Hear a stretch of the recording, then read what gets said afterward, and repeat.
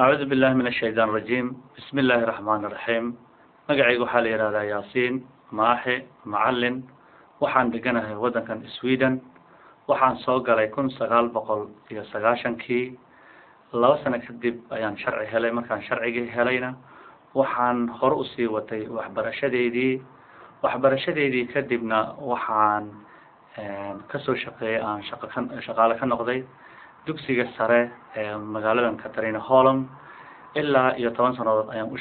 ku shaqeynaya senior teacher kadibna waxaan 2006 aan ku biiray saldhigga booliska aan u shaqeynaya 2 sanadood 2 sano kadibna maaragtay oo 2009 ama 2008 aan noqday coordinator and information officer وأن كل شقينا إلا حاضرك.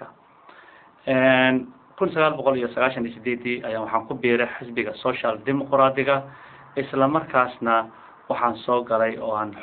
حبين كنقضي برلمان كدقمدا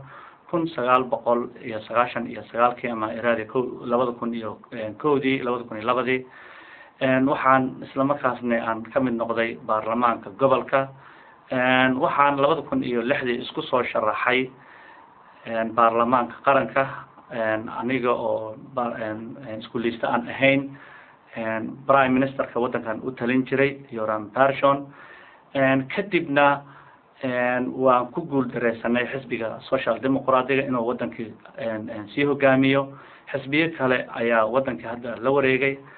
4 sano kadib doorasho ayaa dhacdo hadda waxaan musharax u ahay baarlamaanka qaranka wadankan Sweden waxay doorashada dhacaysaa 19 September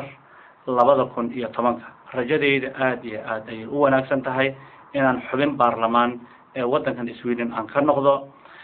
sidoo kale waxaan aasasnay markaan dhibaatooyin aad u tiro badan aan halkan kala kulanay xisbi la yiraahdo xisbiga midnimada bulshada Soomaaliyeed